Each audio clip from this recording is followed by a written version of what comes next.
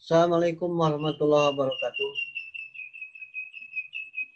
Perkuliahan terakhir saya menyarankan kepada Anda untuk menjawab soal-soal yang ada di buku wajib. Ya, tadi saya tunjukkan di sana. Silahkan per materi itu ada soal-soal jawaban. Kalau Anda sudah menjawab itu dengan baik semuanya, insya Allah Anda itu bisa menjawab ujian-ujian yang akan dilaksanakan. Apakah UTS, mid semester, atau semester.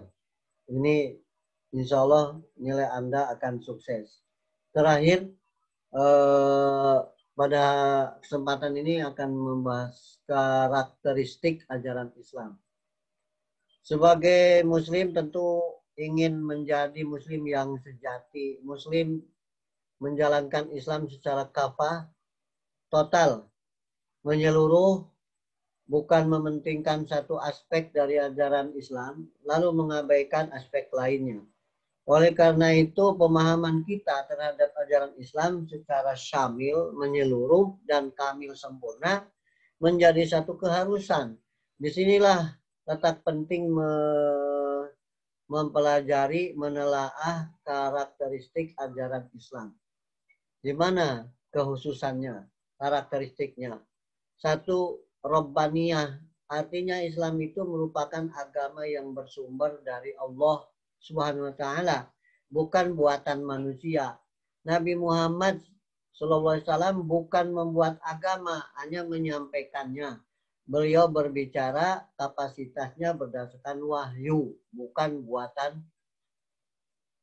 beliau. Apa yang dituduhkan oleh orang Barat, Muhammadanisme, itu paham Muhammad, itu adalah salah. Itu adalah tidak benar. Karena semua itu adalah berdasarkan wahyu Allah, tidak mau buat-buatan sendiri. Insaniyah artinya agama diturunkan sesuai dengan fitrah manusia. Tidak ada satupun ajaran Islam yang bertentangan dengan jiwa manusia.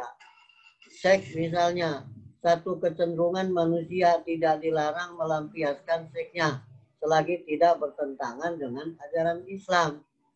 Ini fitrah sesuai dengan fitrahnya. Ya. Dilarang minuman keras, karena apa? Supaya terjaga fitrah jiwanya dan sehat badannya.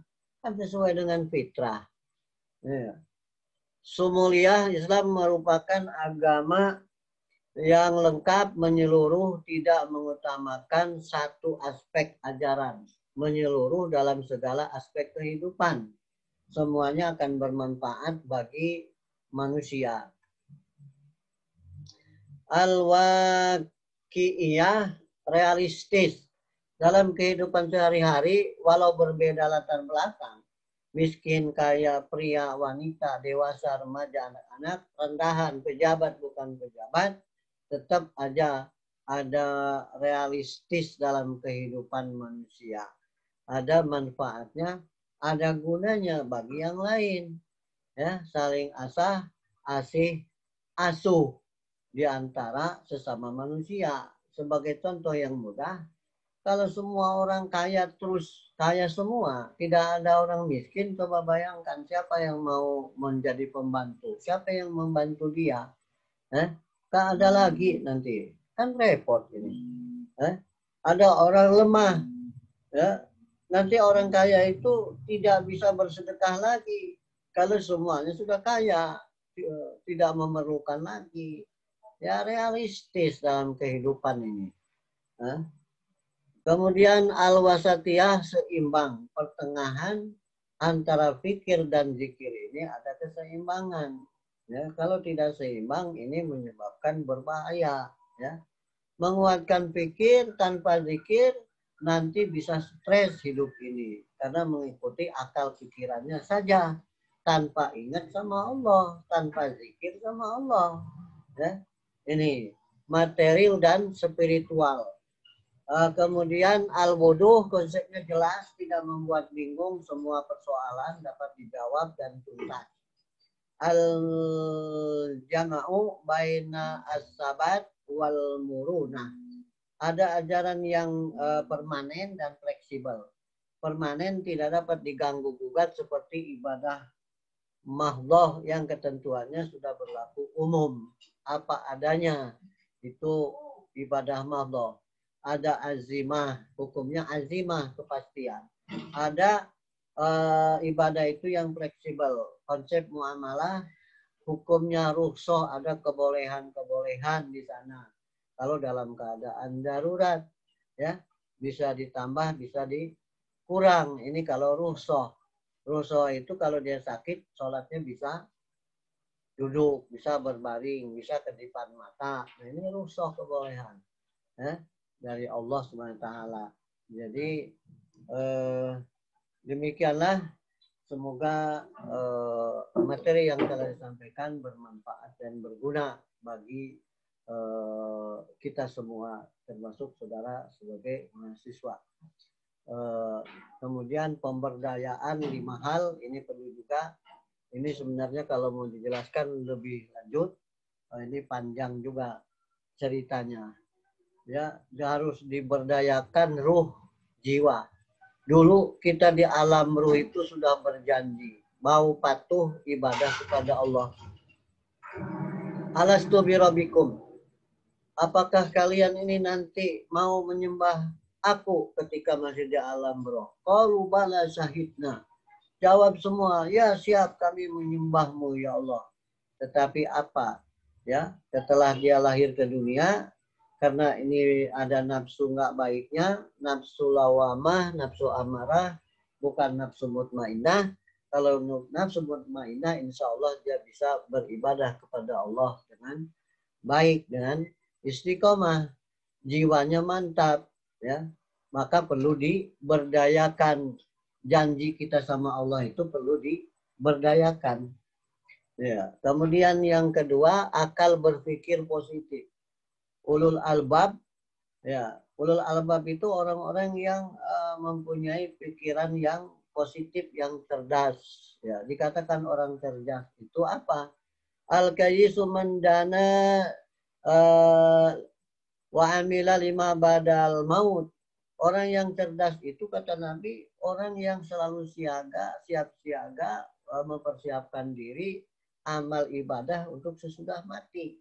Jadi kalau orang yang tidak cerdas, yang lemah pikirannya adalah dia suka menganggap enteng kepada amal-amal ibadah untuk hidup sesudah mati. Bahkan mengikuti hawa nafsunya padahal merugikan dirinya. Nah ini adalah orang yang tidak cerdas, ya. Kemudian nafsu mutmainnah, ini nafsu yang baik, inilah perlu diberdayakan, tetap mantap, istiqomah. Inilah yang lebih baik lagi. Ya ayyatuhan nafsul mutmainnah irji'i ila rabbika radiyatan mardiyah wadkhuli fi ibadi wadkhuli jannati. Wahai jiwa-jiwa nafsu yang tenang tentram, yang mutmainnah, ya, irji'i ila rabbika, kembalilah kepada Tuhanmu yang mendapat ridho dan diridhoi. Masuklah kepada hambaku, ya, masuklah kepada golongan hambaku yang masuk ke surga. Wadkhuli fi ibadi wadkhuli jannati. Kemudian pemberdayaan kolbu, hati tetap ya zikrullah, ya. Ya, ketika berdiri ingat Allah, ketika berbaring ingat Allah, ketika berjalan ingat Allah. Bisa enggak? Jangan sebaliknya. Kalau kita sedang sakit ingat Allah, sembuhkan, sembuhkan, sembuhkan. Begitu udah sembuh, udah lupa, dadah. Tidak pernah ingat Allah lagi. Ini ada di dalam Al-Quran. Seolah-olah tidak pernah meminta sama Allah. Lupa dia. Ya, padahal penyakit itu disembuhkan oleh Allah. Nah, termasuk ini nanti COVID-19. Begitu kita berdoa hilangkan COVID-19, begitu nanti udah hilang, lupa, ya, dulu lupa nanti itu. Kemudian rasa bersaudara seiman seislam. Nah, ini jadi perlu menjaga silaturahmi, ya. saudara-saudara kita dekat atau jauh dan seiman dan seislam. Demikianlah hal penting pemberdayaan 5 hal. Mudah-mudahan hidup kita sukses, selamat dunia akhirat. Amin ya rabbal alamin. Wassalamualaikum warahmatullahi wabarakatuh.